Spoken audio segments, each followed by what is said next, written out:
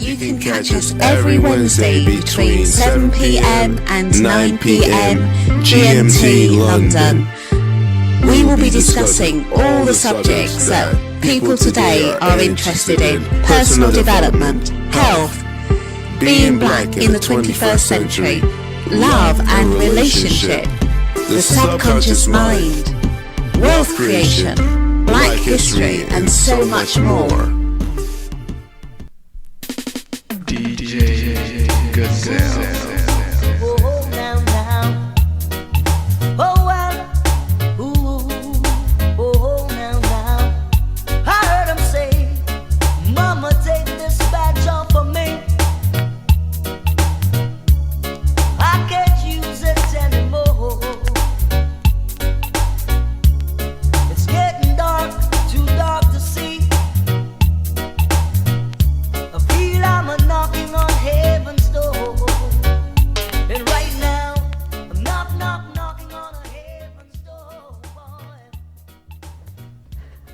Hello, it's Imani. We're back on another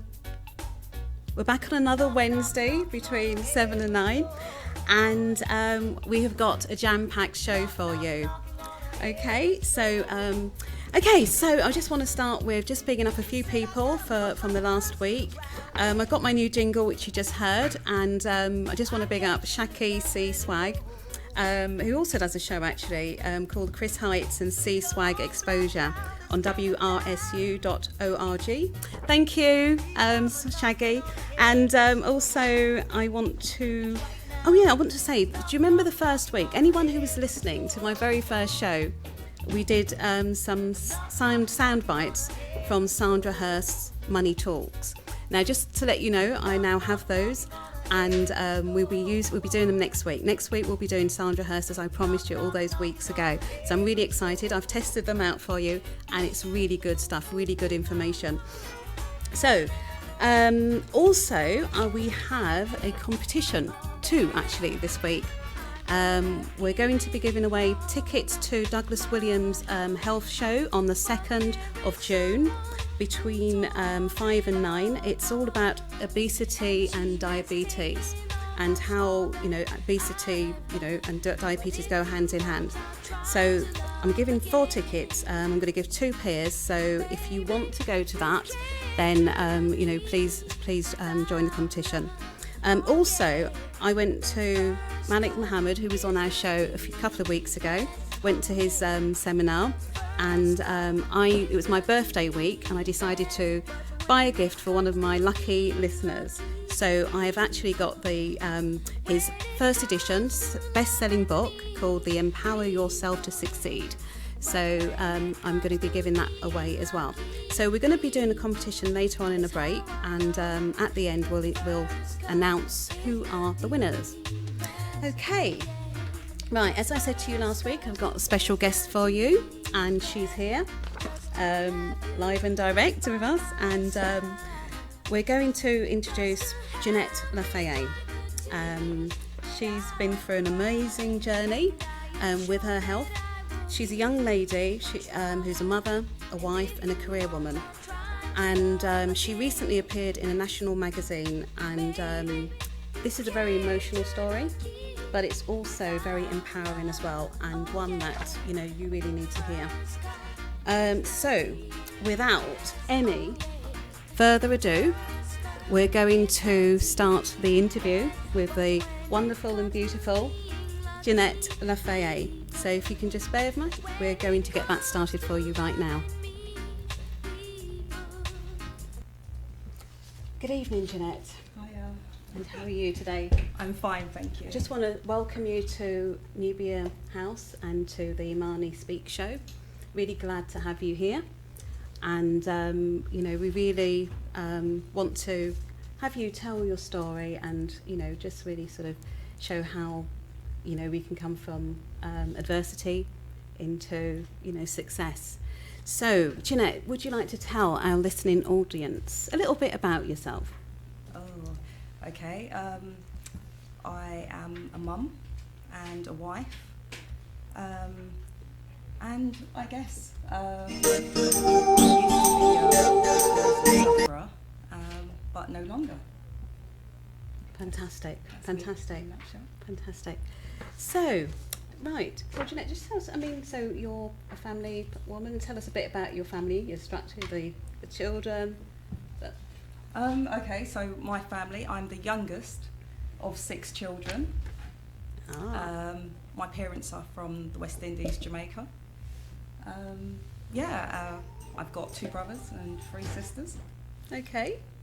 Anything you want to say about any of your siblings? My eldest sister is called Imani. Oh, right. Oh. Okay, ladies and gentlemen, I have to admit, this is my baby sister. There's about 12 years between us, and she means a lot to me. And I just had to get her on the show to share her story about what she's been through. So we're really going to just, going to continue her story, but after this song. So hold on.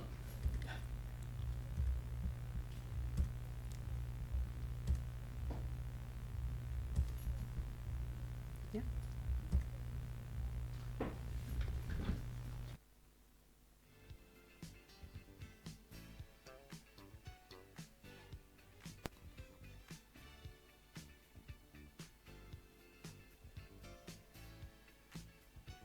I'm very sorry, we're having some technical problems here, so if you can just bear with me.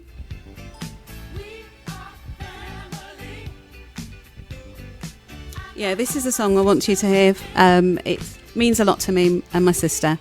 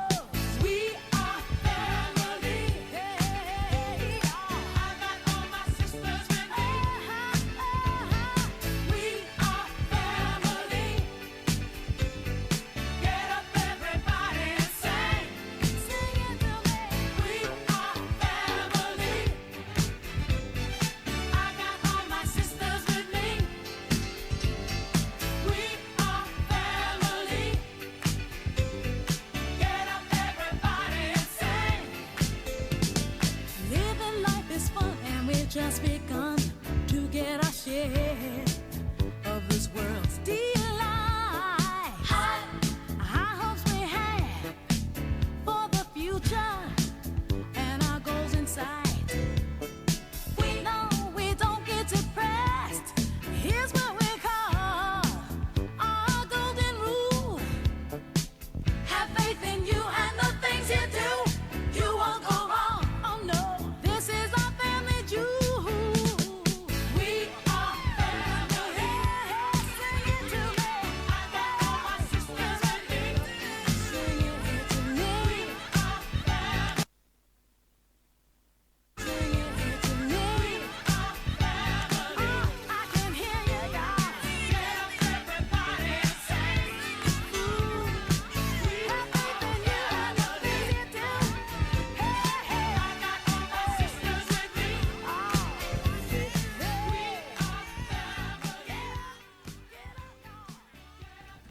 Right, okay, so we've revealed that we're sisters, and so this is a very personal and emotional show for me, yeah, we want to share it with you. So we're going to just carry on with the questions to Jeanette. So, okay?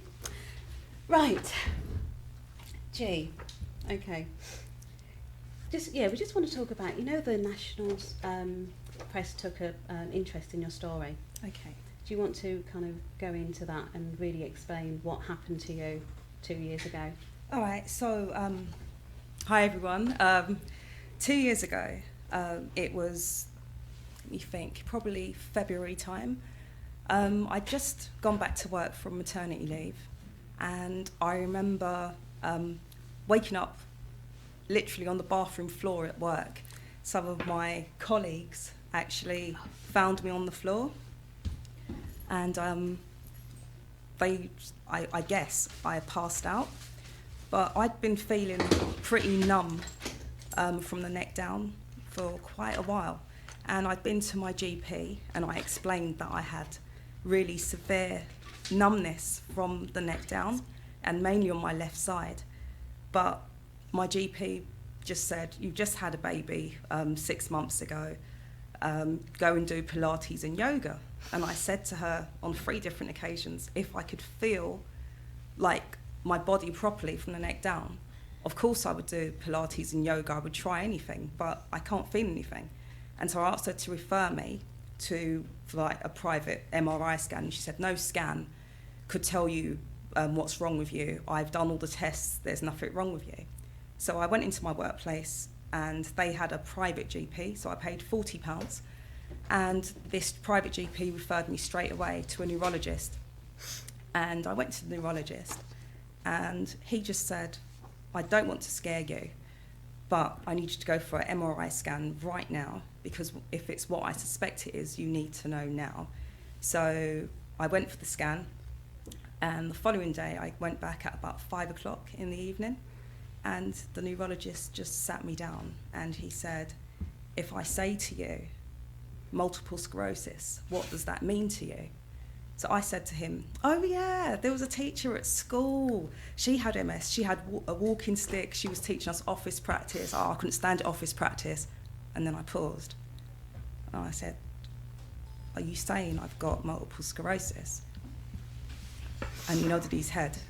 And he said, "Yes, that's exactly what I'm saying." Sorry, sis. How did you feel when you heard that? You know, I what was going through your mind? I was totally shocked. I was devastated, and right there and then in the room, I took out my mobile and I texted everybody in my phone book, and the text message just read, "Oh my God, I've got multiple sclerosis." So, just the shock, that. really. So, sis, once you'd had the initial shock, you received the initial shock, once you received the initial shock, what was the next thing? What happened at home? Well, before I even left the neurologist, he'd offered me steroids. At the time, I couldn't do up my buttons or put any shoes on that couldn't just slip on my feet. So he said, if you take these 5 steroids, it will probably shorten the relapse. And he said I should come in the following week with maybe members of my family so we can discuss various treatments, but these steroids should help.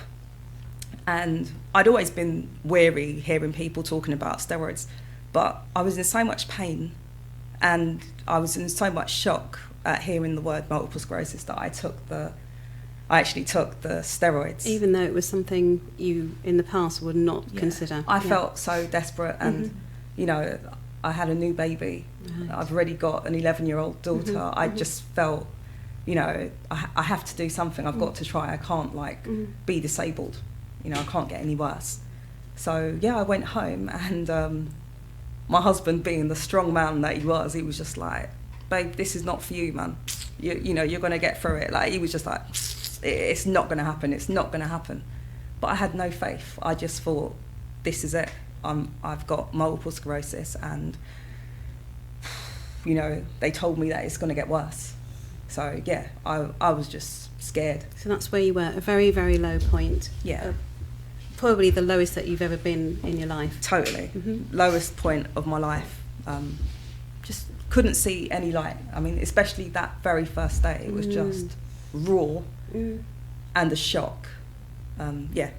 Total shock. Yeah.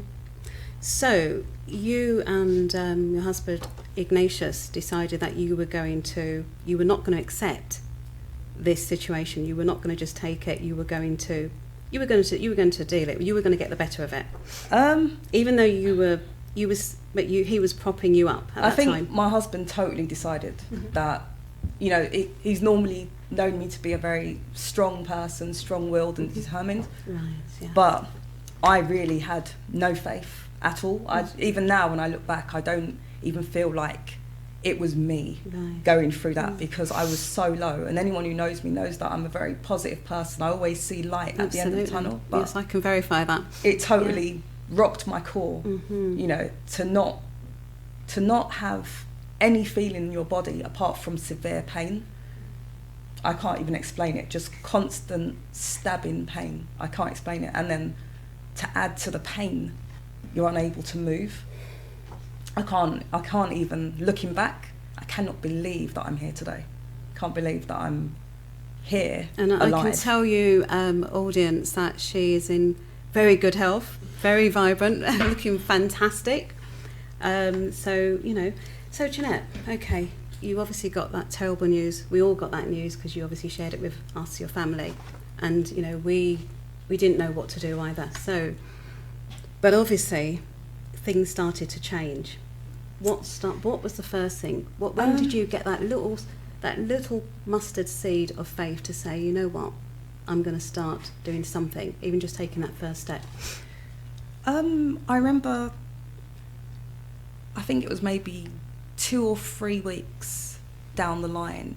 No, in fact, maybe it was 2 months down the line. My right side, the feeling was coming back pretty strong. So it was just the left side that I had to sort of drag around with me, because I just didn't have feeling, and I was just tired, sleeping all the time. So the fatigue was just... Jeanette, I just want to interject. She was actually paralysed on one side. Yeah. The one side was not working at all. My left side was just... For 3 months. Yeah. So, sorry, go on. So it was, it was very severe.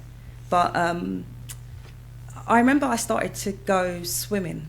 So I couldn't actually swim because the left side was really bad, but I would just float. And I really then started just thinking, because when I have children, I actually don't go into labour. So I've never felt labour pain. So I had nothing to compare this pain with.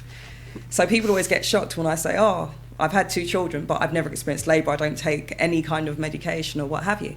But I had nothing to compare it to. But this pain was severe. And then I started just floating in the water. And I started praying. I started saying, like, God, if you can make me go through childbirth twice and not experience any pain, like, why? What's supposed to come out of this? Like, am I supposed to just stay here and suffer? Like, what is supposed to happen to me? And I really just started thinking, if the right side is coming back, maybe. But I went to the neurologist and they said, look, this is probably going to be another relapse. You get a bit better and it's probably going to get a bit worse. So don't get too excited. And so with that, I thought, wow. And everybody I knew, they would get a bit better and then they would relapse. And I started meeting more and more people with MS. And they would just say to me, like, how they're happy even though they were in that condition. And I was so sad that I only actually said to my husband recently that I actually just prayed to God and said, please just take my life. I can't bear to see my children. And sometimes it was double vision, so I couldn't really see them. I couldn't really feel like I wanted to hold them. I didn't feel like I could be a wife anymore. Didn't feel like I could be a mother, and my mum's always been there for me. Even when she's been sick, she's always been like, if I'm ill, she's still there. And knowing that physically I couldn't do just made me realise how inadequate I felt. And it was the worst time of my life. I've never felt so low. And it was just literally, after I'd had my son, there was this website that I saw about if you have a weak pelvic floor, that there's this thing that you could do, not I'd heard of pelvic floor exercises, but this thing you could do and it'd restore you and what have you. And with MS, I found that I had the weakest bladder, which is one of the things alongside fatigue. So sometimes I could be seated on the toilet for an hour because constantly I would just be weeing all the time. And it was just it was awful. And I remember I saw this website, it was like Mutu something, and I quickly looked for it, and I found this thing. I quickly phoned up the lady. Her name's Wendy Powell. I phoned her up, and I said, I need one of your trainers to come and train me. I really, you know, I need help. I've got multiple sclerosis. Okay, Jay, at this point, how much use of your body did you have? Where were you right in your physiology? Only my right side. Still I had. on, So still the only, left was, okay. I was still dragging. Right. So yeah, anyway, I was still pretty much not able to use my left side. Mm-hmm. But I just started to think to myself, if the right side has come back, I've got to try. You know, I really want to be mobile again, and I'm just not used to being a dependent person. I'm used to being so independent. So it's very hard to be dependent on my husband, or, you know, like even going to the physiotherapy. They told me to go physio, and they basically just told me to accept that I'm going to get worse. So they were offering me like a walking stick, and I'm thinking, hold on, I'm only 37 years of age, and you're giving me a walking stick, you know. And I didn't want to claim that over my life, but at the same time I was kind of scared, like, do I take it, do I not? And so it just made me say, like, no, don't take it. So I did have a lot of trips and falls, which, yeah, I guess if I took the walking stick, it could have been avoided, but I just couldn't bring myself to really say, like, MS is a part of my life. So that was your faith, your strength starting to, you know... It was literally into... mustard seed faith. It was very, how can I put it? I was so desperate to be well, but at the same time, everybody I'd met who had MS, so I'd go to the clinic, you know, I might see them 1 month and they walk in, and the following month they'd be in a wheelchair, you know. So as much as I wanted to believe I could get better, what I was seeing in front of me was that even if I slightly got better, I probably would have another relapse. So I started to kind of doubt. So outwardly, there wasn't anything that you saw with other patients that made you feel hopeful? No. So you had to just really rely on your own internal... Yeah, and just the fact that, you know, my husband was really saying, you know, like, we can do so much, you know, just try, you know, just be the strong person that you are, pray, you know, and just focus. But, you know, at the time, I was praying, but I was more questioning as well. I was just why? You know, I just could not work out what I was going to get, or what kind of testimony I could give from saying that I'm in pain, I'm disabled, you know, and I just didn't feel happy at all. So that was very hard. So from there, you started your journey back to health through physical... Well, I found it, I was so down, and normally when I get down, anyone who knows me, I'm thinking, give me cake, give me lots of food. So I was already overweight by like over 4 stone. I was already overweight by about, just over 4 stone. And so obviously being immobile, I'm getting heavier, bigger, you know. Not to mention the medication as well. Yeah. I'd just taken the first week I'd taken the steroids, and I just literally, I looked like I exploded. So yeah, you know, I wasn't helping myself either way, because I was eating really badly.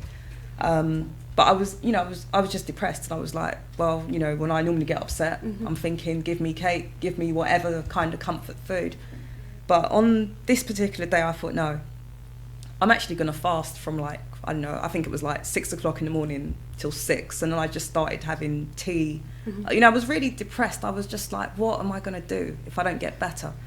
And I just changed my diet. I mean, I've come from a West Indian home, so like, you know, we have a lot of like fried dumplings or rice and peas and chicken. And I just literally, I'd joined up with this Mutu system, and the lady just said, eat real food. And I was thinking, what are you talking about? Eat real food? Real food, did you say? Okay. I thought, what do you mean, eat real food? I was like, I do eat real food. What's wrong with the chicken? What's wrong with the rice and peas? Well, you know, I just thought it is real food. I do have vegetables, but it's a side thing. So I was pretty much like, what? And then I started to look at what I started to eat. And I thought, okay, well, I'm not helping myself. I'm disabled, I'm overweight, I'm fat, and I'm losing my sight as well. And I was twitching. It was really weird. It was like, say I was somewhere, I would start twitching and my eye would start twitching and I just felt awful. So yeah, I started eating like just say roast chicken, but a whole load of vegetables. Started eating my fruits more. Gave up drinking tea and all the coffee, and I just started drinking herbal tea. So like my favourite even now is like ginger tea. So I'll have that. And I had really bad fatigue. I was always sleeping. I just found with the MS, and they said to me, you know, that's one of the things. And they said, when you feel tired, you have to sleep, so just sleep. And I thought, how can we run our home with me just sleeping? Because this was all that so opposite to your life Totally before. opposite. And I, like, you know, the thing is, I had to see like my husband doing both of our roles, and at the same time I had, you know, he's there for me, but I'm looking and thinking, this is madness. Look at me, I'm just sitting here, and you know, all those days I'm just eating rubbish, and I'm thinking I'm not helping. So imagine if he has to carry me, he's got to carry this big hefty woman, so I'm not helping. You know, imagine somebody having to do all the housework while you just sit.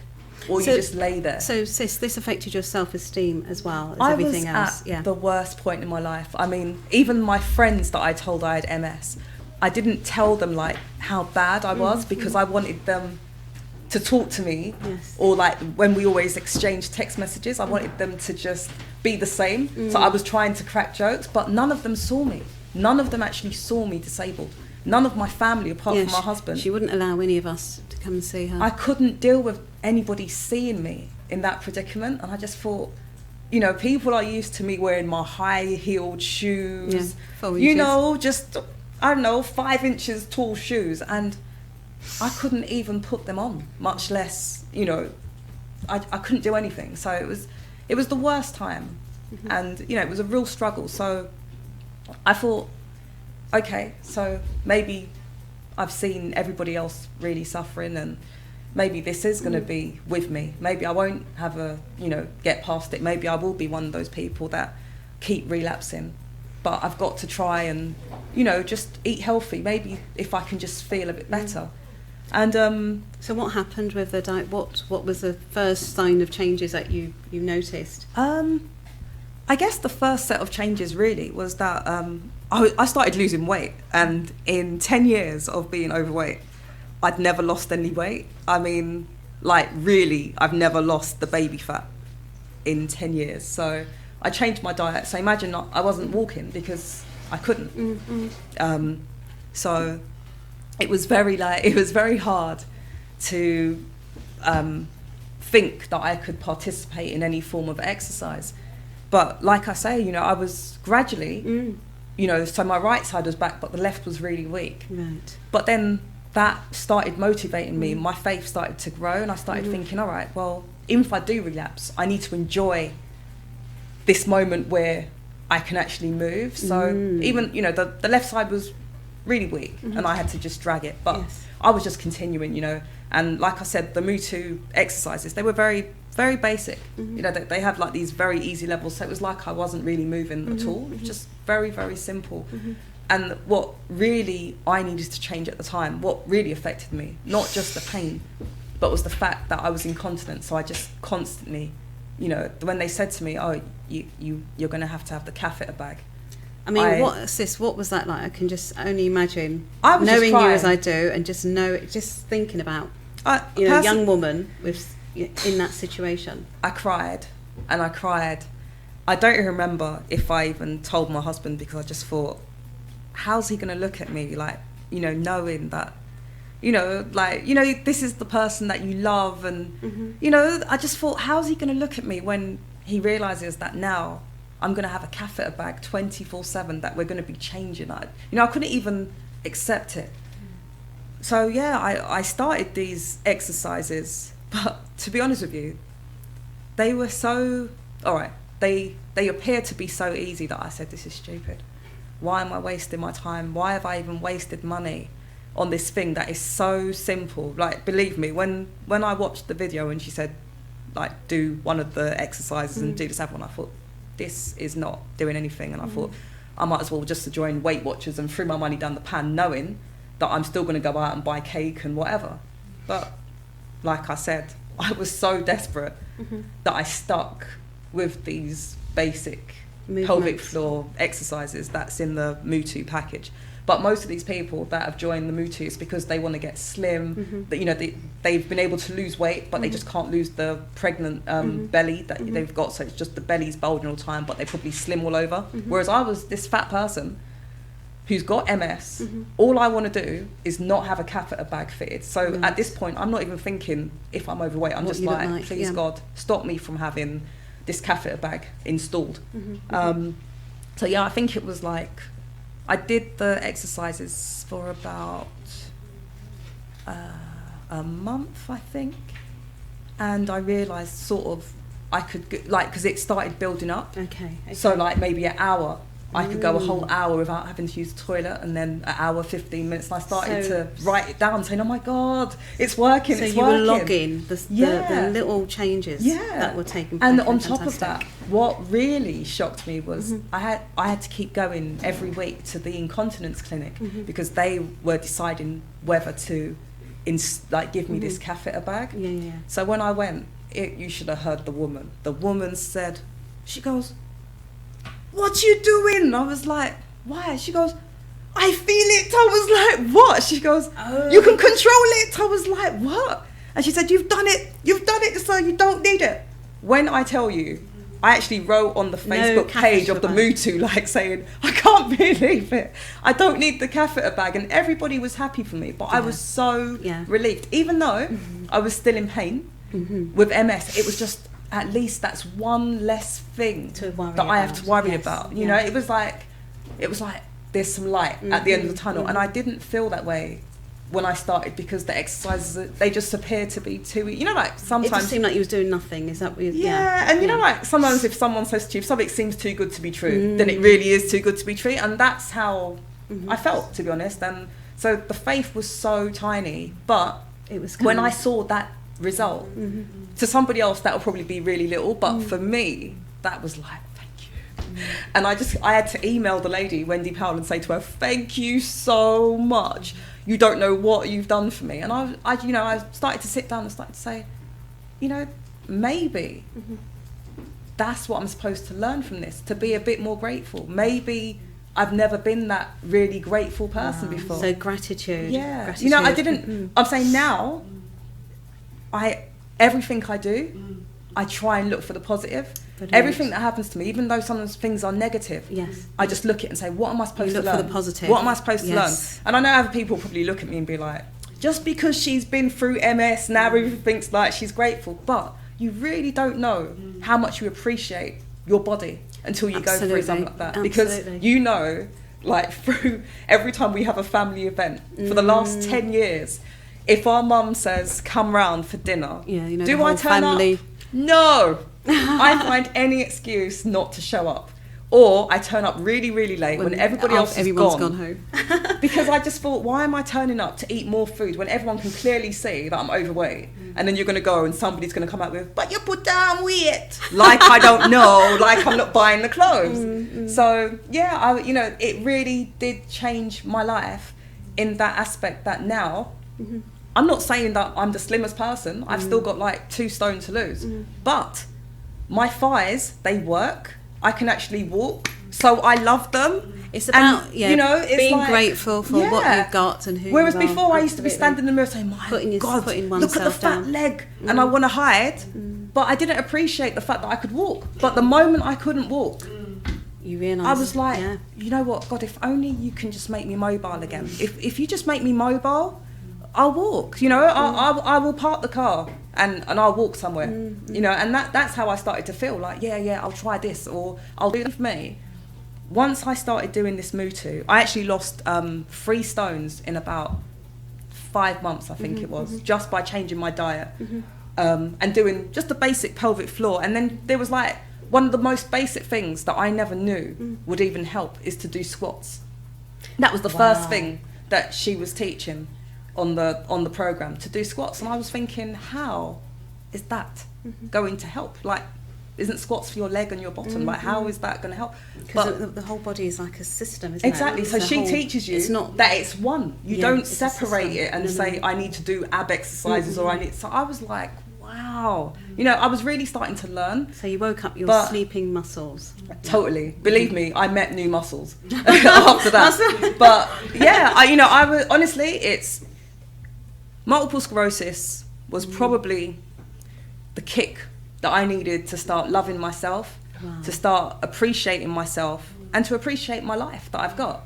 You know? That was sort of it started off as a bad situation, but inside that, you found success. You found that you started to love you. Totally. And you started to take care of you. Yeah, like, you know, as I was saying, I started to make lots of changes. So from the moment I got a little bit of feeling, so I still had severe pain, but I just didn't really focus too much. You know, I used to take, I think there was, they gave me ibuprofen 500 milligrams. I used to take like 6 of them in one session. Put 6 capsules. She's talking 6 tablets. Just so to 6 get times through. 500. Yeah, like just to get through. I think maybe that might last for 2 hours, maybe. But I was going through so many a day, and then I can't remember what the other one was called, another strong one. I can't remember what it's called, but I was taking both of them together just to knock out the pain. And I remember saying like, no, now that I can walk, now that I can move, I said to my husband, I need you to find me the self-defense that I've always wanted to do. Find me Krav Maga, find me Krav Maga. And my husband looked at me Can you explain that to the people? So it's a Israeli martial art. So it's like street fighting. So anyway, my husband started searching, and I think so I was diagnosed in the April, and this happened in October. He searched, Googled Krav Maga, and we found that a Krav Maga session was going on around the corner from our house. And I'd searched for years and never found Krav Maga local to us. They come at the right time. It was literally, we could just walk around the corner and go. And so I started training one-to-one with the Krav Maga instructor. And he was so harsh. I mean, I thought he was going to be like, you know, gentle. Oh, she's got multiple sclerosis, and be really, you know. And he was like, let me see what you can do. And I was just really surprised. At this point, sis, where were you in your development? How much movement were you having at this point? So I was able to move. I was able to walk. Okay. I lost my balance. So I was going to this place where they teach you your cognitive skills or something again. Because I had to retrain my brain how to hold things again. So like my left side especially was so weak. So I remember he said to try swimming. Skipping. That was it. To try skipping. And I couldn't skip. I just couldn't. It was like I couldn't get the coordination. And it was so weird because I was always able to skip. And that was one of the things I couldn't do. Wow. And just doing push-ups, I've never been able to do them anyway. But I tried just doing the girly ones, but my left arm would just lock. And so I realised, I was like, that was my challenge. I've got to learn to do this. I've got to learn to do this. So yeah, we went through, and I think we did like 4 sessions. And then I realised I was absolutely petrified of going to this class. But I was like, MS is not going to beat me, and I'm not going to stop coming to this class. So I paid him up front for the whole month. So I had to go. And every time I was going, I'd be standing outside the door, like, oh my God, Lord, why have I come here? Why have I come here? Why have I come here? And then I'd get in. And I'd be like, right, I've got to go for it. And I remember the first time that I could do the press-ups, I was so shocked, just realising that by doing the Mu2, I built up the strength in my body, and my core muscles were getting so strong, which I'd never had before. Like, I've never been able to do press-ups ever in my life. Like, not at age 21, not in the teen, never. So I was so shocked. And then when I realised that I could do more repetitions of press-ups and squats, I started to feel really grateful. So like every time I would come home, as much as the tutor totally annoyed me because the class was so hard, and sometimes you would bring in these guys to come and pressure test. They give you a pressure test to show that you've learnt the technique. So you'd have to fight with the guys. So they'd put on, say like they were trying to attack me, so they'd put on the technique, and I'd have to show that I know the technique, how to get out and how to defend myself. Still going through the healing process. Still going through the healing process, still being in pain, still having my arm left side, totally lock up, and still being on heavily So you were doing medication. this. I'm not even going to pronounce it. You were Krav doing this Maga.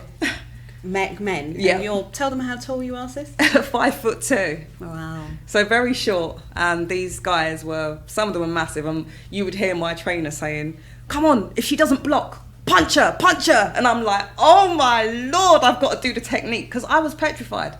But then, as he was saying, you know, when you're on the street, Yeah.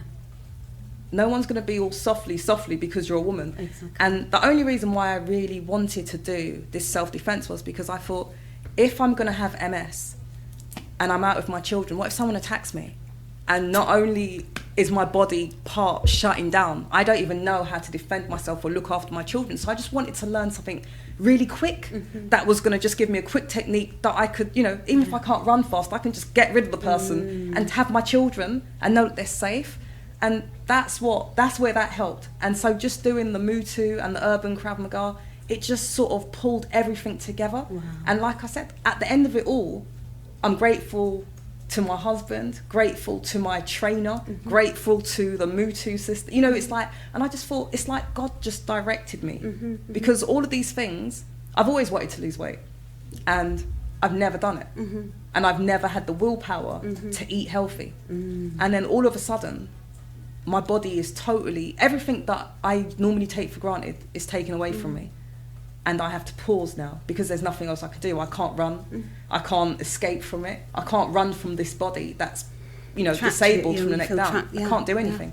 So, yeah, you know, and reading the statement from my neurologist, he said, because of the amount of lesions on my spine and on my brain, that he knows, you know, that I'm prone to high risk and having lots of relapses. And, you know, within those 3 months, I had so many relapses.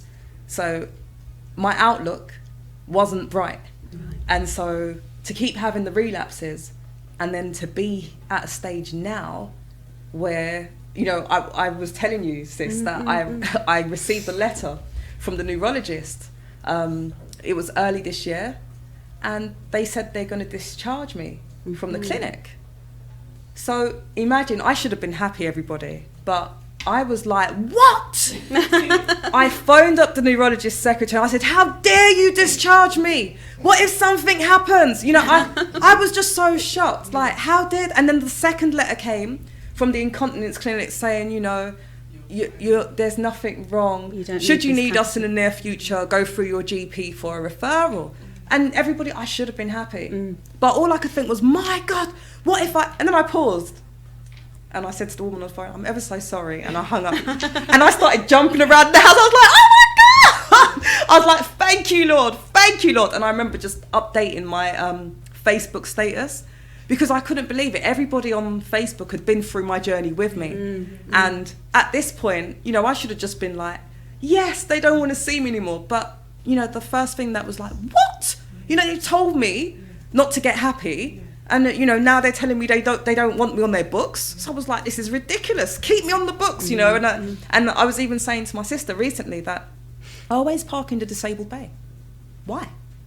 You know, it's like, it came so automatic. Oh, disabled. And then it was like parking the big, broad child bay because, you know, oh, you need to open the door wide to come out.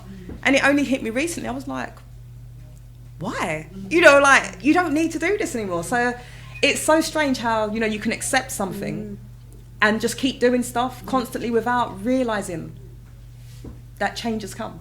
And I didn't realise, you know, that it wasn't until they actually sent me the letter to say... That confirmation. You've been taken off. And especially coming from them because they weren't even expecting this. Because full every time I recovery. went, you know, every time I'd say, oh, this is something that's positive, they'd be saying, well, don't get too happy because... And I just thought... Yeah, they got a point because everybody I'd spoken to had it, you know. One minute they're saying to me, oh, you know, I'm feeling so much better this month. And I see them the following month and they're blind, you know. So just experiencing those different things, I really value being able to see and just being able to do things. And that's why I really challenge myself with the self-defense. Now I make sure I exercise every day. I mean, the exercises that I do, it's only 15 minutes anyway, which is why anyone who knows me as well will know that I'm not a fan of exercise. I'm normally a lazy person. So if you tell me to do something for an hour every day, it's going to be like, oh no, let me just get my loud music, boom, boom, boom, and then I'll do it. But it was a struggle for me. But when I found this and it was like 15 minutes, I was like, psh, I can do 15 minutes, like easily. And like I say, the only reason why I stuck with it is because I lost everything. And when you lose everything, you value everything Yes. when you get it back. So for me, there's no going back to not exercising again. And if I can't do all the exercise, I make sure I do a bit of walking for 30 minutes, whatever it is. And, just changing my diet, really. There's so many things or the so-called what I class as naughty food that I used to think, I can't imagine not eating it anymore. But it's not that you don't have to eat anymore, but just restrict your portions and don't have it every day. If you want to have something that's naughty, that I classed as really naughty food, like fried dumplings, absolutely love them. But I'm not going to have it every day. Yeah, and I'm not going to be eating 6 of them every day, isn't it? Yeah, just be moderate in what you do. You should enjoy life. Like I say, like now, I'm so happy, and I just feel grateful for everything. But I'm not going to, be so restricted that I'm like, oh, I'm only going to eat spinach forever. It's like, I want to be happy, but I want my body to be strong, and I want to see my children grow, and I want to, if I'm living, I want to be healthy. I don't want to be living with ailments and just accept it. I don't want to be like, oh yeah, I've got high blood pressure, but it's normal. Yeah, totally. I don't want to accept that as part of my life. So the only way I can change that is by making that first change within myself. Okay, what we're going to do, we're going to have a quick break, and then when you come back, you're going to just talk about what life is like for you today. I'm going to play a track that you asked for, Bob Marley, Conquering Lion. Yeah. So, what does this song mean to you, sis? This song actually reminds me a lot of my gran. Okay, our gran. She used to sing this song quite a few times, and it really just, like when I hear it now, it just reminds me of her. And she was such a strong person. I knew if Gran was alive, you know what Gran's like, sis. If Gran was alive when I had MS, the first thing she would have said to me, you are healed. She wouldn't have batted an eyelid. She wouldn't just say to me like, oh no. She wouldn't have been just crying. She'd have been like, let's pray.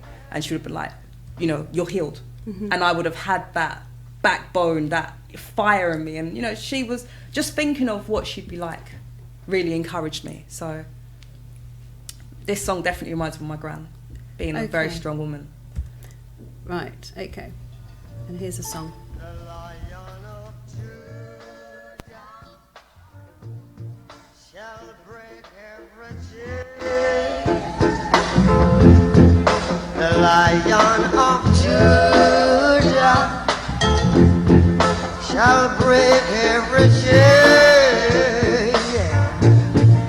The Lion of Judah, tell you what, shall break every chain. Give us a victory again and again. The conquering lion shall break every chain. The conquering lion shall break every chain. Children, the conquering lion shall break every chain. Give us again and again. The Lion of Judah shall break every chain. The Lion of Judah shall break every chain. The Lion of Judah shall break every chain. Well, give us a name. So you know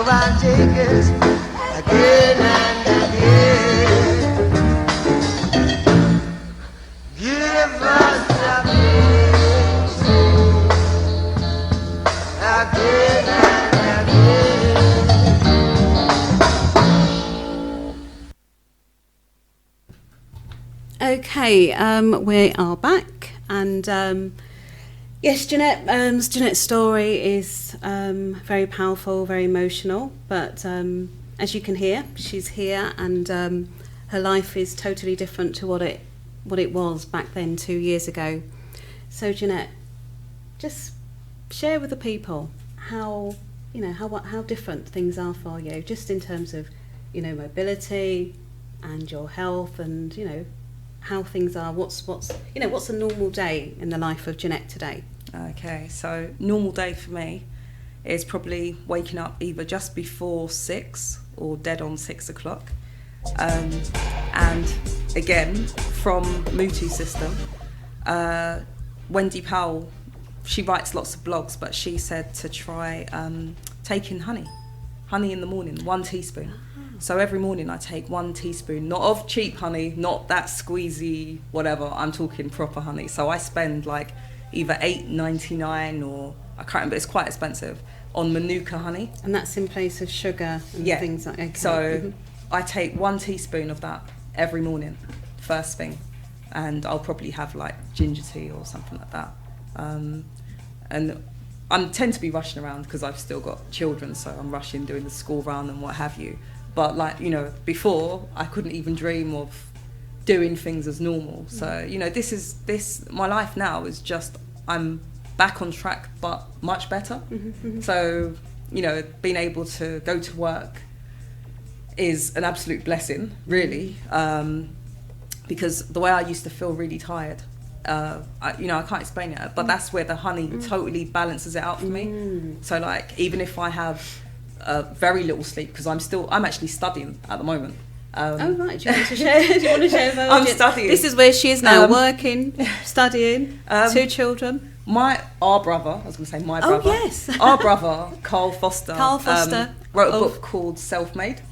And when this book came out, I was saying to him, yeah, I'm going to buy it straight away. So as soon as it was released, I remember ordering it from Amazon, I think, and then it took me longer to get it. So I was like, I should have just gone to Waterstones, I think it was, that it had it in the first place.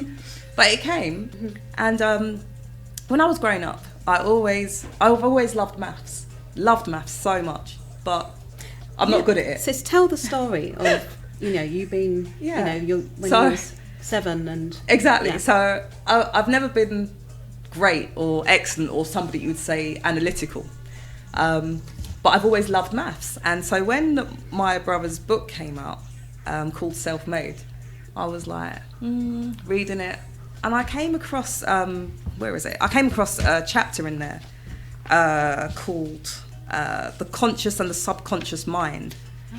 But the one that really hit me was, in the book, it's called The Art of Creative Visualization. Yes. And it said, whatever you visualize repeatedly will materialize into your reality. Focus only on the positive and improving the quality of your life. And I thought, I'm reading it and I'm saying it's all positive and, it's great. But the one that hits me, and I actually look at this every day, I've written it in my phone, in my notebook, and every day I read it. It says, successful people visualize themselves being successful before they've actually achieved it.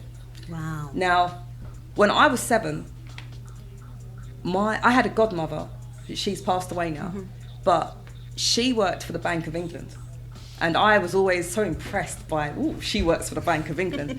And at 7, I said to my mum, dad and gran, you wouldn't know sis. But I said to them, I was growing up and gone by then. I said, I want to work in a bank. And my mum, she was like, oh, that's nice. She's thinking, oh, nice bank job, yes, And I remember I told the teacher at school, not my maths teacher, but my form teacher. And she looked at me and she said, she said, Jeanette, if it was for effort, 100% yes. So, but skills-wise, no, you don't stand a chance. So I was like, what? So I was like, all right, maybe I'm not great, but I love this subject. It is like, for me, it was maths, English, and music and drama. Those are my favourite subjects. But I knew I wasn't the best at maths. But, I wasn't rubbish, but I wasn't the best. So she kept telling me that I wasn't analytical.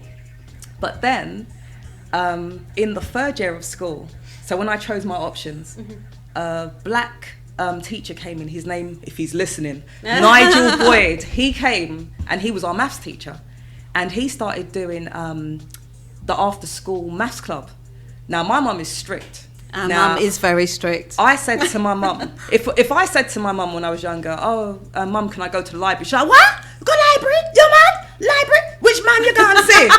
So she was really strict. So I was petrified to tell her that there was this after school maths club.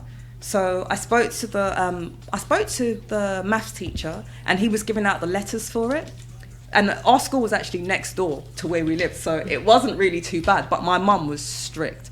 So I said to my mum, this after school maths is only up until, I can't remember, it must have been like up until the September or something. So my mum was like, you'll think about it. But I just knew. For me, I was like, I know she's going to say no. And then she came back and said, yes, you can go, but anyhow, past the hour. And I just thought, if anyhow 4 o'clock come and I am not at that door, I don't want to turn up at home. So, you know, I was petrified, but I really, really wanted to try and go, because the maths teacher, he was so good. And I think as well, because he was black, I could relate to him. And on top of that, I think he could relate to the fact that I had a passion for the numbers. But I didn't understand the rules of maths. I didn't get that there was a rule to each of them. I just thought, how do these people know? How do these people know? But he taught me the rules.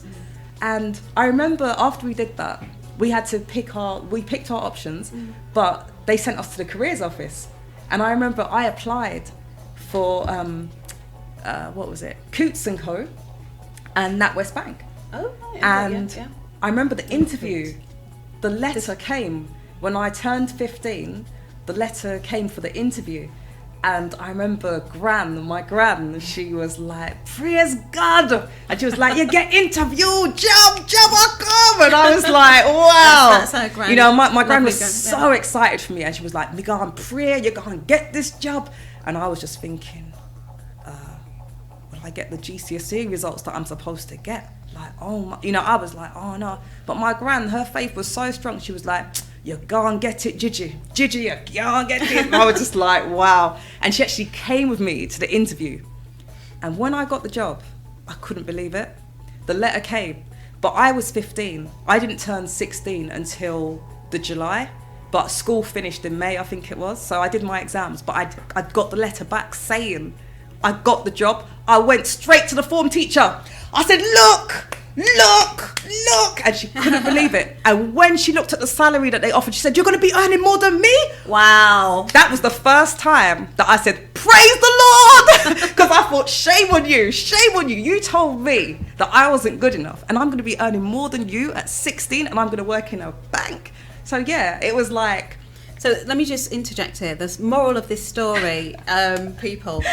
You know, if you got your children and they want to do things, you know, encourage them and, you know, let them, because from the age of 1 to 7, children are building, you know, they got this brain that is taking everything in. So if somebody like a teacher says, you know, you can't, you believe that. Yeah. So you were really good to override that, sis. But that's all I could see though, sis. I didn't imagine doing anything else. So that was the thing. I saw that on the inside. Yeah, I didn't really... Yeah.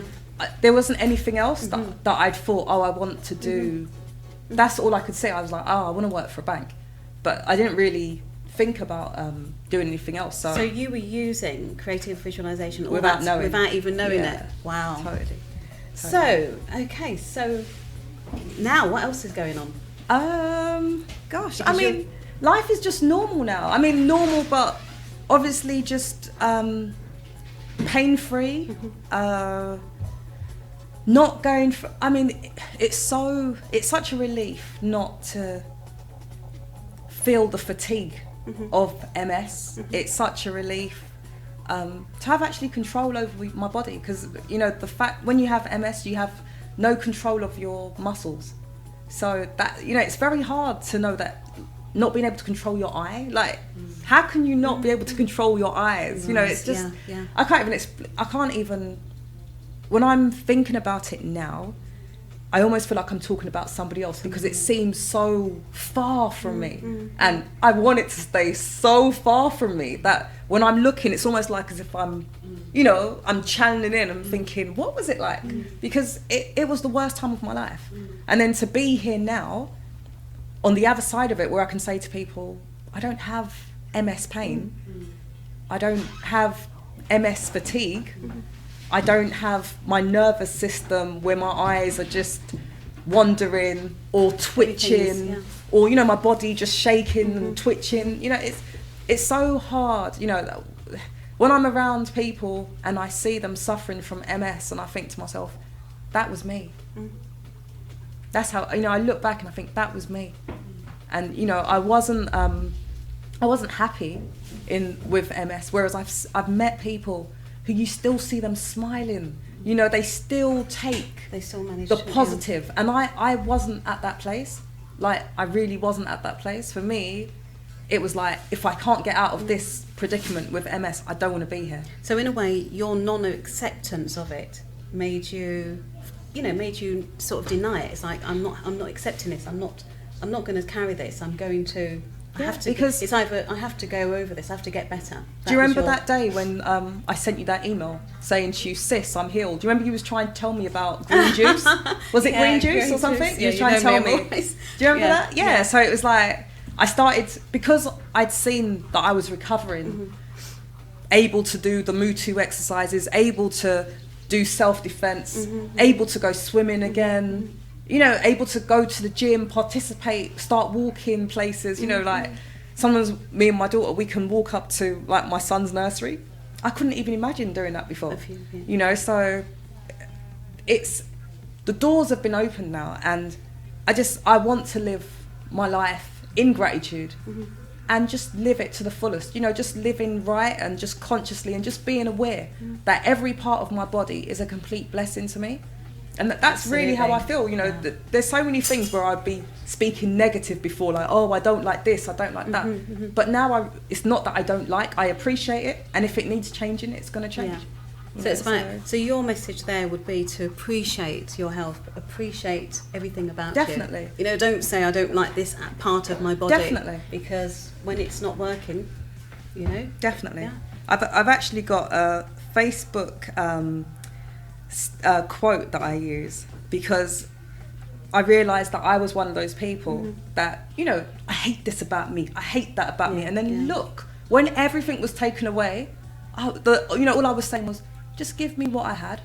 You know, I don't need to be any better, just give me what I had. my status, that I have a backdrop quote, and I don't think I'll ever change it. Can you read that out? It says, stop hating yourself for everything you aren't. Start loving yourself for everything that you are. Wow. And read that again, please, sis. So, stop hating yourself for everything you aren't. Start loving yourself for everything that you are. Wow. And that's how I feel about myself now. About if you've got limitations, you know, there's physio.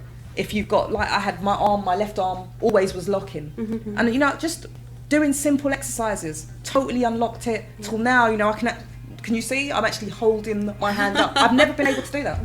You know, so when you have MS, it leaves scars. So it's like, so when my left side went, what the damage that was left with my arm was totally, it would just lock. So I couldn't like raise it up in the air. But, you know, obviously the pain was gone. So, it would, you know, they would say to me, so you've got scars from it. So we can do exercises to help you be able to unlock it and to ease the pain. But it's that it will go back or be, but you just be left with scars. And the time you have a relapse, you get different scars, and, you know, tissue would be damaged, and you just move on. So to see that state where none of that locking, you know, hands can actually be, you know, so I can go in that same emotion because I could before.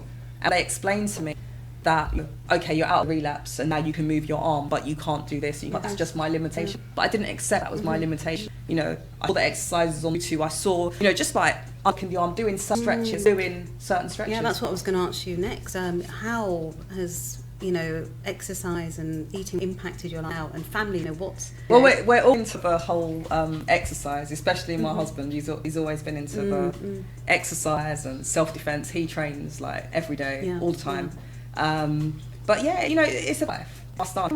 So, you know, it's a part of it. None of to be sitting and body, and just do that shit up to yourself. And it teaches you that 15 minutes are not worth 15 minutes. I am worth 15 minutes of just doing, whether it be stretches or of intense exercise. 15 minutes out of my day is nothing. So you advocate doing 15 minutes a day of exercise, say 5-6 times a day for you don't need to do an hour or 2 hours of exercise. Because that can be quite daunting for people. That's what I'm saying. See, someone like me, I didn't like the whole try and get sweaty, and sometimes I would do exercise and I couldn't sweat, and I would be thinking, but I feel out of breath. But you're not I'm not sweating, sweating, you know, and it's like, what? Whereas I do these 15 minutes, they are intense, but I see the results. Whereas I was doing exercise before and I didn't see any result. So it's, you know, it's just so strange that, like I say, it's like God just directed me into this. Everything that I needed to do, the path was there. And all the times before, I'd be sort of like, yeah, I want to do this, I want to do it. But I didn't actually go searching for it. Okay. So, like I always say, what Gran always used to say to me, you know, seek and you shall find, you know, knock and the door will be opened. And before, I used to just sit and say, yeah, I would like to do that. But I wasn't actually seeking anything out. I'd be like, yeah, it'd be good to do that. Whereas this time, I was in such a bad place that I seeked it out, and I was like, I found it, you know. So it was like everything was just there in front of me to help me, and it was up to me to take up the challenge and actually do. Because so many times things come to you, but you know, if your mind is still saying, you know, you're still in the same place, like, oh, it's not going to work, I can't be bothered, then you won't do it. So in my mind, I had, like I said, very tiny faith, mustard seed faith, and I just thought, give it a try. And that's what I did. I gave it a try, and in the back of my mind, I was like, this just seems too good to be true. I didn't think it was going to work. But when I saw little bits of results, I was like, oh, maybe I should keep doing it. And then when I saw, you know, literally 100% result, I was like, I've got to keep going. And if something works, it doesn't mean now that I've lost a lot of weight or my health has been restored that I'm going to stop doing it. Because that's another thing that I'll say. What I found was, with multiple sclerosis, there was a couple of days where I thought, yeah, right, I'm fine now. I don't need to exercise anymore. So I stopped. What do you think happened? Ooh. What do you think happened? You started to see I felt pain in my back, all the way from like the bottom, all the way up to my neck. And I was like, so this means I can't stop doing the exercise. Way of life. So, you know, like, because I've had years of being lazy. So to change my mind, it's not something that's going to happen overnight. And I think that's why I say you've got to create a new habit now. Exactly. And the reason why the MIRACULOUS system thing worked for me is because she said eat real food. She didn't say stop eating what you're used to. She didn't say you can't if you like chicken not too or much salmon. Pressure was put on but it was like just don't get all this packaged food. Don't go out and buy junk food. Cook your own food so you know what's in it. And so it wasn't too hard for me to do. Right. So, you know, it wasn't like, oh, I can't do this, because I cook for myself anyway. But it was now just thinking, don't, you know, use certain things. And, you know, to use coconut oil, which is one of the major things. Yeah, can you explain about, because I don't know if a lot of people know that coconut oil is a good oil to cook with. It's fantastic. I mean, I think they even say... if you're going to cook food. I think even the dentist, I went to my dentist and he was saying that it's so good for your gums and your teeth. I was like, what? Absolutely. I think it even stops, they say like, you know, it like stops certain illnesses. It's supposed to be really good. It's but very, very good. I mean, like I said, I really wanted my health restored. So I followed the MIRACULOUS system down to the last T. But when I realised, yeah, I'm healthy, I thought 2 days, I was like, right, I'll take a day off. And I must have took like about 2 days off. And I just felt this pain in my back. I was like, whoa, where did that come from? And I realised, you know, it works. So don't stop and revert back to where you were to end up with the same results. If you want something different, you've got to do something different. So, you know, it wasn't easy. I'm not going to say to anybody, you know, giving up certain foods or just moderating your portions, because portions are very portions important, play a big role. I think a lot of times we know, but when you're so used to doing something, why do you want to change? When you enjoy, you know, I enjoyed eating bad food. I didn't necessarily feel good afterwards, but at the time I'd be like, yes, this is so tasty, and then afterwards I'd be like, ooh, maybe I shouldn't do that again. And then next week doing exactly the same thing, you know, eating the same bad food. So this totally changed my life, and you know, it made me say, like, you know, to my daughter, to my husband, oh, we've got to change, you know. So it was a family thing. Yeah, even like chocolate. We used to love milk chocolate. Now we only buy dark chocolate because that's better for you. So you can have like one square exactly. every Still other enjoy day, it, yeah. but not like let me eat milk. We used to love milk chocolate. Like my husband, he used to love it, but now I'm like, you're only dark having chocolate is dark not as chocolate. addictive because Not at it's all. good. It's got But all it's the tasty. nourishment We in buy there, that yeah. Lindt one. It's like 80% chocolate, so it's it's not going to damage you. But absolutely. if you're going to be eating a whole bar with all the E numbers and it's just. Yeah. But I didn't things like that. I didn't really think about. I just thought it's a treat. It's life. You give up all these things. What's wrong with having chocolate or cake or whatever? But you learn. It's like now I've just learned so many things. So I just appreciate life, and I think anyone who's got MS, you'll know that fatigue is one of the worst things, alongside the pain, but the constant tiredness. So when Wendy said to have the Manuka honey, 1 teaspoon every morning, and I tried So it, you have that couldn't in believe your- it. okay. Yeah, I couldn't believe that something like that would actually work. And number one, I hate honey. So it was quite a shock to actually first Wow. get that teaspoon and be like, So that 'Cause I'm goes. not- So that goes in your tea. Yeah, I don't maybe? really use it like that. I just take it in the morning. I just take Oh, 1 just a teaspoon spoon. Oh, wow. and put it on my tongue and Okay. just go. But I don't like it. So, like I say, I've changed because You have it to, works. you have to, yeah. I didn't like the fact that I was always tired, and where I'm studying as well now, sometimes I'll stay up later because I'll put the children to bed. Right, And then I yeah. need to stay awake later on to just be able to, finish doing my studies and everything like that. So then from there, I need that energy. So I have 1 teaspoon in the morning and 1 teaspoon at night. And then in the morning when I wake up, even if I've only had 4 hours sleep, I'm full of life. Do I look tired? No, so she's more awake than all of us. But it does work. What we want to do is just do some big ups. Some people are ringing in, and they want to, just kind of share. So we've got, Natty Dread. Big up to you.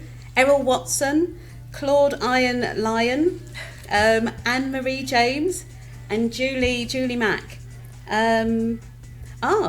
Diane is loving the show, and she loves the guests. She thinks you're awesome. Thank you. We've also got Junjo and Lele and Sean Goody as well. Thank so you. these are everyone's. They're really rooting for you, sis. Thank you very much, everyone. Appreciate you all. So, sis, what would you say to anybody out there who's got any challenges with their health, whether it's MS or something else, and they're sick? They've got the doctor's appointments, they're being told to take medication, and they're not they're feeling a bit like you were. Things were getting worse for them rather than better. And what would you say to them? Anyone who might, or anyone who knows anybody who's in a situation. I'd say, obviously because I've been there, people do try it. People try it and speak positive to you, but when you're in such a situation, it's almost like as if when somebody dies and someone tries to console you, so they're saying, don't worry, but you are worrying, and when you're in pain, it is very hard. But what I will say is that what I've realised is that no matter what you go through, you are a strong person. The fact that you're still here, it shows how strong you are, because I really didn't think that I'd be able to be on a show like this and say to anybody that I'm here on the other side of multiple sclerosis. And I think you just need to appreciate yourself and try. There's people that I've met that actually have multiple sclerosis and they are happy within themselves, and I think that's important. And I think if that's what I could have changed, or the advice I would have given to myself at that time, I would have given myself that advice to be happy regardless, because I was still alive, I was still breathing, I could still see. And I literally had to push myself. I had to, there's a saying, or there's the acronym PUSH, and it's pray until something happens. And I sort of started to believe that. And I know if my gran was alive, as I was saying to you, sis, just yesterday, I was saying, if gran was alive, I know she would have been saying to me, pray until something happens, and also do, not just when I read up on certain things, so with the Mutu system, I knew I was really tired. There was something there. I could have just said, I'm not going to try, but I tried. And I think the important thing is not to give up, because I was ready to give up. Yeah. And my husband was so positive, but I was ready to give up. And I think, you know, when you're in the worst place, it's so easy to just think, right, I'm not happy, I want to give up. But I think, don't give up. Just push, really push your way through. Just try and speak life into your life. Because as I said to you, sis, when you sent me that email trying to tell me about hell, I can't remember what it was. I was talking about my beloved green juice. And blah, blah. and something. Yeah, I know yeah. I know you was trying to encourage me, but at that point I was like, you know what? And I know a lot of people thought she's crazy because they could still see that my left side was weak, but I started to speak life in my life. And every day, and I still do this now, every day I write in my phone a text message to myself. Yeah, that was amazing when you told me that. That's fantastic. Literally. Because yet again, when me and Carlos, our brother, we were talking and he wrote his self-made book, but before that we read The Secret, which is literally ask, believe and receive. It's said in there to write, thank you, thank you, thank you. I am so happy and so grateful for whatever it is. And every day I would pray and I'd be like, thank you, God, for my healing. And if somebody asked me about MS, I'd be like, I'm healed. And I know they're looking at me like, you are not healed. Can you not see that your left side is you dead? refuse to own it. But I realised, I was like, speak the word over your life. And I just had to speak life into my life. And that is how I live my life now. Wherever I find that you know, because you still, everything that you do, there's certain things that you might find that is difficult or a challenge. And I always say, I can do this. Others have gone on before and they have done it, so there's nothing wrong with me. I might just have to find a different way of learning or a different way of adapting to be able to do this thing. And so, like I said, you know, using the Mutu system, it taught me how to do the press-ups and the squats properly, but at such a slow pace. Whereas if I'd gone to a class when I was able-bodied, I probably would have tried it and just given up. But this was at a beginner's pace that if somebody who could do all these exercises looked at it, they'd be like, what rubbish is this? You know, like, that easy level, why do you need to do that? But that's where I needed to be. That's where you needed to be. And that, you know, that's how that literally put life back into me. So you would say to anybody out there who's going through anything, even it might not even be a health thing, it might just be something that they just feel, I've got no control. And you would say to them, start speaking positive, speak in what you want it to become. Speak it into existence. And start seeing literally. It as well. Yeah, you know, like, honestly, I write everything down. So before I got the job that I'm in now, I remember on the way, on the train, I actually wrote, thank you, thank you, thank you. And I wrote, I am so happy and so grateful for my new job. Then I wrote, thank you, thank you, thank you. You have to see the outcome. And I saw myself. First, And I remember actually saying, I sat on the train and I looked out and I thought, I can see myself here. And I visualised myself in that job, doing what needed to be done. But the job required, here we go again, a maths 2-1 degree, I remember you telling me which I that, don't have, everybody, but I got it. She got the job. So I saw myself, I prayed on it, and I knew that those words, ask, believe and receive, ask and it shall be given. But you've got to believe. I couldn't come with the doubt. It's very important. I couldn't doubt at that point. I really needed this job. Yeah. It wasn't like, you know, maybe or it doesn't really matter. I needed it so badly. And I was like, I've got to get it. So regardless, I'd actually applied for this job 3 times and they said because I don't have the 2-1 degree in maths, I was rejected. And then the company direct came to me. Wow. And asked me to come to the interview. And when I got to the interview, what do you think happened? They asked 2 maths questions that I did not know. And they still gave me the job.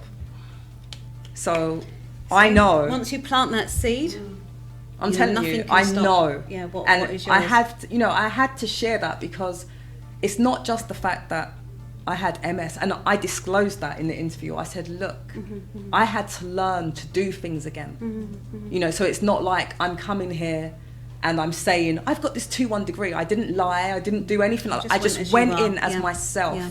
But I knew I needed this job. I knew I wanted this job, and I saw myself in that job. Even when I sat in the chair for the interview, I looked around and I thought, I see myself here. working. And I spoke life into what I wanted.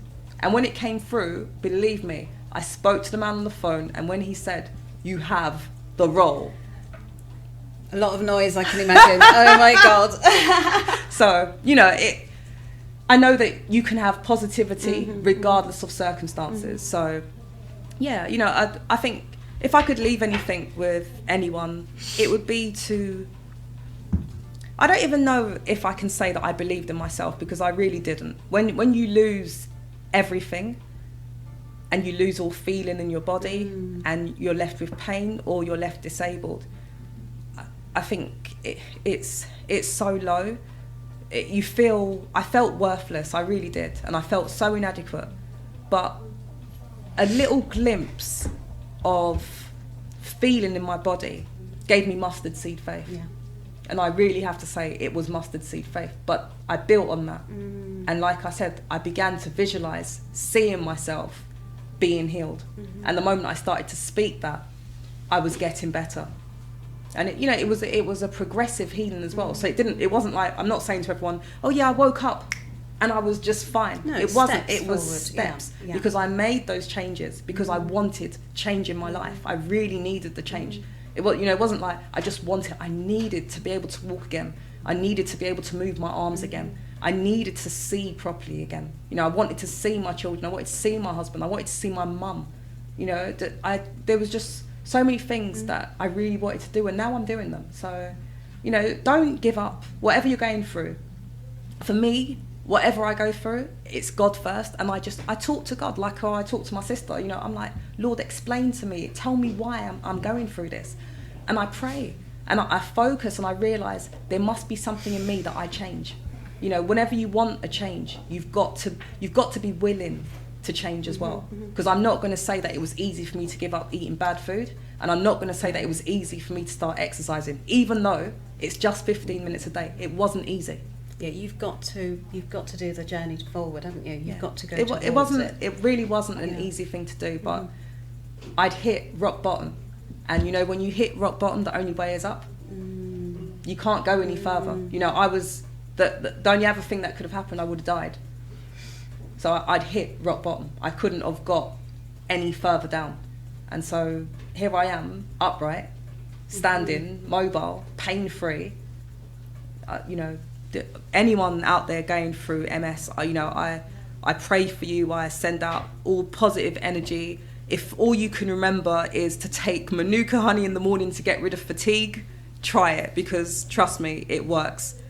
The fatigue for me is gone. Believe me, I've had probably like 5 hours sleep yesterday, and I'm still wide awake now, just on 1 teaspoon of Manuka honey in the morning. So if you have fatigue, even if whether you have MS or not, try it. It works. I'll get mine.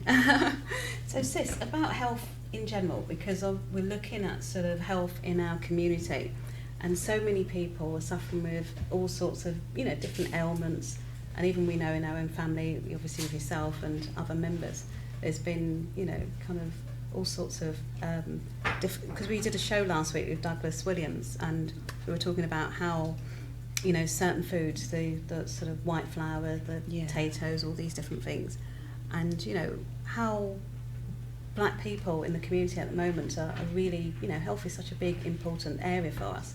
You know, what's your thoughts on that in general? I mean, I know it is such a big issue, but I mean, for me, I still love my West Indian food, and I think if you just cook it the way we prepare it, I think it's more about preparation rather than saying you can't eat it. So like I was saying to you, I use the coconut oil. I know, like, growing up we always had fried plantain, and you know, like when you go into like the restaurants, when you squeeze it, it's like filled with oil. It's just comfort. But like, remember Mum just grills it. Before all this diabetes and whatever other ailments and high blood pressure, we were frying, but now the alternative is to grill, and it still tastes lovely, you know. And even at home, because I know coconut oil is good, I will put some coconut oil in, and I'll put the plantain in, and it tastes absolutely delicious. And also talk about how getting children involved in preparing food. Yeah, I mean, as well. It's definitely worthwhile teaching your children how to cook anyway. But if they, because obviously it's nice for them to get involved, help to prepare. And at the same time, if they like to eat good, healthy food, teach them how to make it. That would stop them from having to go and buy a takeaway, because we all know, you can go out and buy the chicken and chips for £1, and it's quick. Frying or grilling a plantain is really quick. If you grill it, you're talking like, I guess, 10 minutes, and your plantain's done. So what you're saying as well is people can just make small changes. You don't have to completely... It's not like eliminate everything, because I mean... small changes will start making a difference. Even what I was doing for Kayla and Izzy, my daughter and my son, is making sweet potato chips rather than... So just cutting the sweet potato and then baking it. Really, I can't... Just simple, nothing... Because obviously I want them to be healthy. I don't want... for my daughter or my son to grow up and go through what I've been through at all. So whatever I can do to try and eliminate that, I will. And obviously people go through certain ailments, but it's what you do in that time. Are you still going to continue as normal and be like, I've got this ailment, just accept it, and then just eat incorrect, not move? That's the thing. I think people don't always realise how food is so important. It's very important. I didn't realise that sugar was such a #1 killer. I mean, I always thought I didn't really think, I can't explain it. It's like... Well, that's the thing, most people are not thinking, you're just buying what you're used to, what you've been grown up and on. not even just that, it's the hidden sugars. I didn't realise that even sometimes when you're cooking where you would add sugar, or I didn't even think about it. That's what, I don't mean like, I didn't think sugar was a baddie kind of thing, but I just didn't realise that it's hidden so many times. I didn't think about it. So many products. So especially within the black community, the foods are so tasty. But it's true. You can just go to a wedding or something, and you're like, my lord, you could just stand by the table and just keep eating, because the food is just delicious.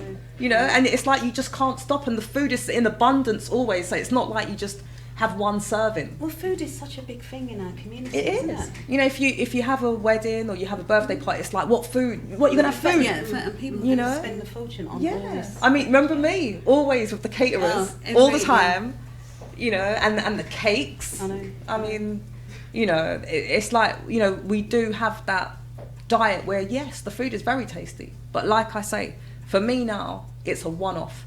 Maybe on my birthday, I'll have a tiny portion, but when I prepare it myself, it's not all this oil. I'm not going to be putting in no sugar or no E-number stuff. I just want healthy food. If I want jerk chicken, I will have it. But I'm not going to be having the jerk chicken filled up with all the oil, add some sugar. You just don't need to do all of that. I think you can have the taste without giving yourself that heart attack or that high blood pressure or the cancer. We just need to look at the ingredients that we're adding and really realise that our food is so tasty anyway. Cook it, prepare it yourself, knowing that it's not you just adding all these E-numbers to your food, and it's not, you just distorting yourself, because it's like I said to people, I'm eating to live and not to die. Just for a change, I've actually changed, and I'm starting to eat to live. As well, it's what you say to yourself that is so important. So what's live foods? How much does live food, take on your plate? How much? I have majority greens, so it's a lot of vegetables, a little bit of meat or fish. But that's another thing as well, isn't it? And we used to be sort of very little live foods and more of the carbs. Remember when we were meat? growing up? It was like we had I used to have a half a plate of rice, and then I'd have my meat or my fish, some hard food. Tiny salad in the centre for everybody. You probably weren't even as bad as me. I had all the hard food. I'd be like dasheen, cocoa, yam, everything. Just I'd be like, Mum, yes, put it on. And it's true, because I did love my food, And now I could put the amount of rice, meat, or fish on a saucer. Because I'm not overindulging like that. But if you see the size of my salad, I was actually telling Kayla and my husband that when I went to work, it was so funny. I bought 3 salads. So you can imagine, I'm sitting down at lunchtime and I bought 3 boxes of salad. Wow. So I went to the canteen, 3 boxes, so they're piled up. And the woman next to me, she looked like, my God, you are greedy. But I know I don't get full on salad, so you can look all you want. And she's looking and looking. And then the next day she comes in with the biggest plastic bowl I've ever seen. And she's gone to Tesco's and she's bought like the bag of, you know, they got the pre-washed spinach, lettuce, and some mixed salad, and she's flung it in, and then she's bought the hot chicken that they do, and she's flung it into this massive bowl. I just looked at her and she goes, oh, you've motivated me, I might as well get involved. I couldn't believe it. I was like, if you see my salads, because they prepare these salads for you, like you told them I want What you carrot want. and whatever, and it's like, probably the container is, So, yeah. you know, like a little book size, and it's kind of thin, but her bowl was like, it was like, you know, when you get the bacon when you're baking a cake, it was massive. So I looked at her and she actually ate the lot with the hot chicken that she added in there. So I just thought, wow. And then she looked at me and she goes, you've motivated me, I can learn from you. And I was like, okay. Yesterday she was looking at me like I'm the greediest woman around, Now she's realising, and then today yeah. she's like Yeah. gone well Yeah. in with her vegetables. So Yeah, live foods, you know, if we want to live, we have to eat them.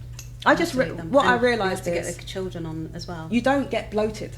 No. That's what I realised. When you eat Because the there's so more much space, vegetables, yeah. you don't get bloated. Whereas before, when I used to eat, you know, you feel like, whoa, and you just sit down and be like, I need to sleep, man. You know, you'd lean back and be like, no, just let me find a space, undo my button, Undo button. and just sleep. Because you've just eaten so Well, much. the digestive system is like... Can't even break it down. Yeah. Yeah. I'm Like, what is wondering all if the food took like the whole week to Yeah. pass through the system, Yeah. because the portion sizes, you know, just a lot. So big, you know, just slash your portion I think sizes. we have to be, you know, moderation, everything in moderation, including Thank you. moderation.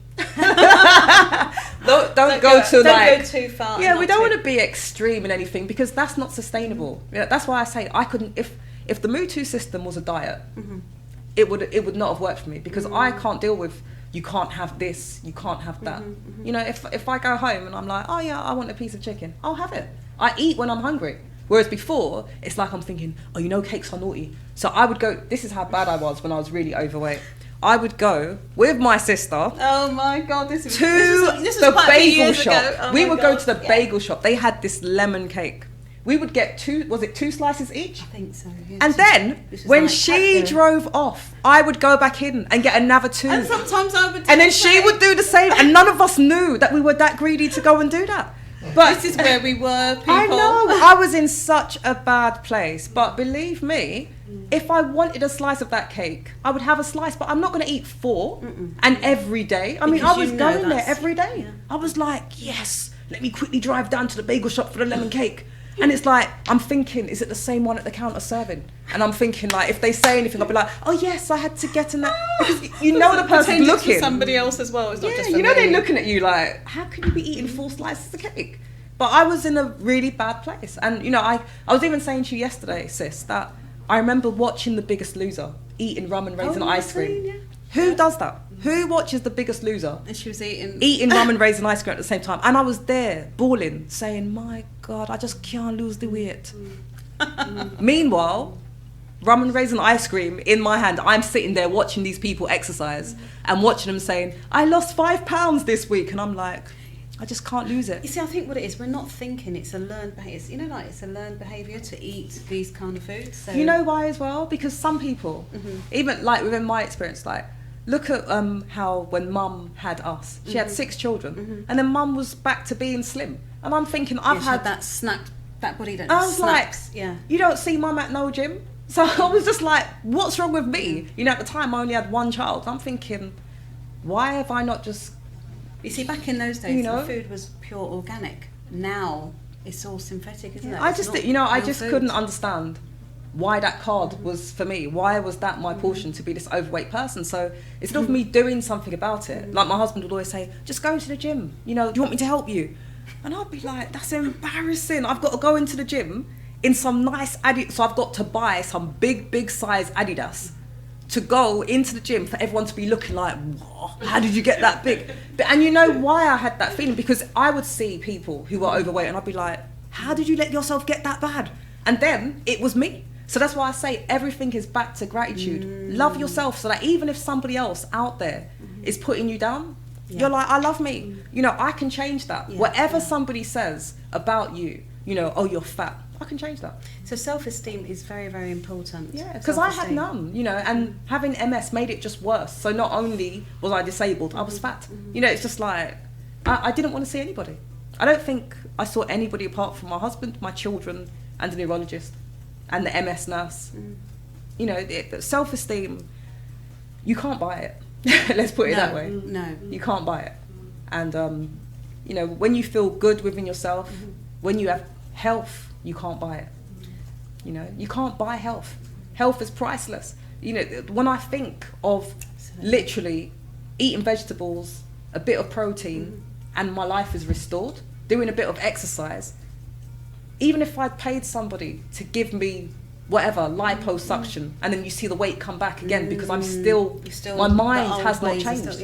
You know, so, you know, I just, because I can't even explain. Yeah, I can't even that's explain what it. degenerative illnesses are. They're lifestyle related, and that's what we don't realise. A lot of the things that people are saying, and the doctors will say, "Oh, there's nothing. You know, it just happened." But it didn't just happen. It happened because of our lifestyle. But we are ignorant of that, and it's only when you get to a situation like with you that you had to just do something. I was forced to change. I mean, if I didn't change, I can't even imagine, like the MS neurologist and the nurse said, you know, the wheelchair they had, like, you know, they was asking me what kind, and as for like the walking sticks. So they actually brought you forward to ask you. Yeah, because, you know, you need to say what you want, like, you know, because when they were offering me the walking stick, I just looked at it and I thought, how at my age can I be with a walking stick? You know, it's like, if I'd broken my foot and I had the crutches, that I could deal with, but to know that this was going to be my life, I just couldn't accept it. You know, and I just thought, imagine everyone's going to see me there with this walking stick. I just thought, no, this, you know, I couldn't, that bit pushed me to the edge. It just like, the catheter bag for me, it was like, the pain was bad. But knowing that it was going to go that step further, to have catheter bag, wheelchair or walking stick, it was, you know, so it was too much. Okay, turn everything around. 2013, you got this magazine showing an interest in your story. How did that come about? Can you share with us what happened? Wendy Powell from the Mutu system again. She actually was really happy with my results, and like I'd thanked her. Like I sent an email saying, you know, thank you so much for this system, you know, because it's changed my life. I couldn't believe that I could do exercises with so little mobility at the time. So she had the company, what was it called, Pick Me Up magazine. They contacted me through the Mutu system. They wanted to know, like, how was I able to do Mutu with MS, and did this Mutu system help me, like, to recover? And I sat down and I said, you know what, it really did, because I didn't need the catheter bag, because I did all the pelvic floor exercises, and my core became really strong. So, like, it teaches you, like, even how to walk. She teaches you how to walk, so your posture. So the backache that I was having was really easing up. And then just for good measure, and I guess, like, what I really needed as well, I lost 3 stones on it. The tummy was just getting flatter. So I was amazed by the results. And so as a thank you, really, to her, I said I would be so honoured to talk about what Mutu, what you've designed, has done for me. You know, I'm still very grateful to her. I can't thank her enough, because I just feel like God just put me in the right channels at that time. Like, all my path was just guided to everything that I needed to do. What, you know, from the Mutu system to the urban Krav Maga, everything just fell into place. I can't even explain, but everything was, all the doors were just opening, and it just seemed like, you know, even like Ignatius was shocked, my husband was shocked, you know, I'm doing Krav Maga, I've just you know, 4 months prior, I was diagnosed with MS, really ill, disabled. Next minute, she's fighting with men and she's doing exercise now, and my status is on Facebook. I'd be like, yeah, I'm going spin class, yeah, I'm going body pump, and you know, and it's just like, what? Totally, You know, my turnaround, life yeah. just, it's totally different now. So it's, you know, the journey, I actually have to say the journey's been great. It's been great. We can see that. I appreciate it because like my life now, I feel grateful. I feel so grateful. I'm grateful to God. I'm grateful to my family. I'm grateful to my husband, who I kept pushing this man away, people, because I was humiliated, embarrassed. When I couldn't do anything for myself, my husband just covered down. He just like locked everything down, even though I was not like saying thank you, but this man just covered down. He just had my back. He was just there for you. He had my back. Yeah. You know, and like I guess as well that made the marriage more strong. But in my mind, I was thinking like, you know, what's he thinking? You know, the woman that you love, the woman that, you know, you're with, we've known each other for so long, and then she's disabled. Like, you know, how do you feel? I can't even imagine. I can't imagine how he felt at the time. At that time, but I yeah. was torn. And I just, every time he would come to help, I'd feel like, no, I can't have him see me this way. You know, like, how's he going to see me now just as this disabled person? Who is he going to be to me now? Just my carer? You know, it was, but you know, I'm just grateful. I'm grateful for my husband, grateful to my children. My daughter was like my right hand. What's it like with the children now? It's awesome. You know, I'm actually involved. When I was really overweight, we'd be like, my husband would be saying like, let's take Kayla out to the park to go feed the ducks or whatever. I'd be like, no way. Because I was a hermit for like 10 years. So that's why I was just getting bigger and bigger, because I would just shy away. I would just be like, work, home. And we'd have a family function. No, I'm not coming. Yeah. No, I'm not coming. Yeah. Just wouldn't turn up. You know, so now I don't have any problems. If mum says come around, I'm like, yeah, sure, I'm there. First one there. Yeah. You know, I don't have that self-esteem issue. I don't have the illness issue. I'm just so grateful for everyone who's in my life. You know, like just, and people who I come in contact with. One thing I'll always say is that I always try to seek out the good in people. Good. Yeah. Even, you know, like some people are very assertive and people can take it like the wrong way. I just see it that person's assertive, and I say to myself, that's good. You know, like I find That's a good quality. I find something Yeah. good in them, because I've realised that I've been to a very bad place, and I'm just grateful. I don't want to be seen to be just judging people or looking at someone and saying, because I've been to hell. I've been down there at the worst position of my life. So, you know, I'm just so grateful for life. So grateful. I can't even think of anything negative or whatever. Whatever I see that is the so-called negative, I just find something positive in that to turn it around. And, you know, that's literally it for me. Wow. So we are coming to the end of the show, and I'm sure you will agree that that was a powerful story from my sister Jeanette. Okay. Yeah, so we're coming to the end, and yes, I've got these prizes to give out. So, right, people, just give us a second. We're going to come back to you. Just going to play a song, and then we'll be right back, and we'll sort out this competition. And now.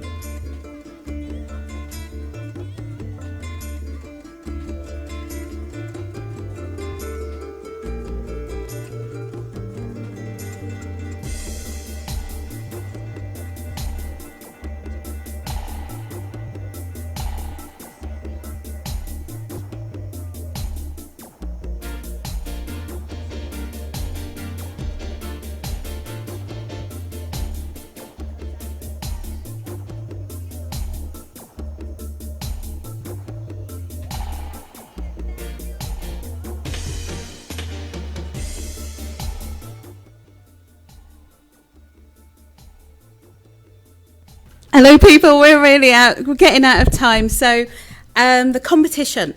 We have got 3 names for the winning tickets. So, we've got number 1. We've got Junjo has won the book. Sean Goody has won 2 tickets to the seminar on the 2nd over at Parkview Academy, and Anne-Marie James has also won 2 tickets. So if you can just send in your details to our email address, and so that you can collect your prizes and we can send them off to you.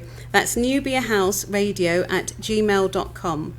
I'll repeat that. It's nubiahouseradio@gmail.com. Okay, we have to go. We're over time, but thank you for listening, and thank you for all your big ups. Thank you to all the silent listeners. Thank you, thank you, thank you, thank you, thank you. Goodbye.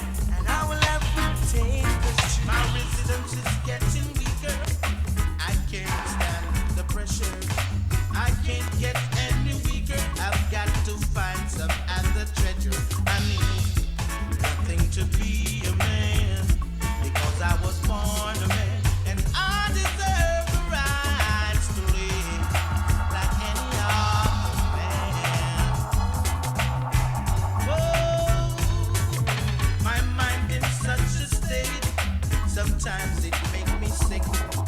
Sometimes I try to aid, but I just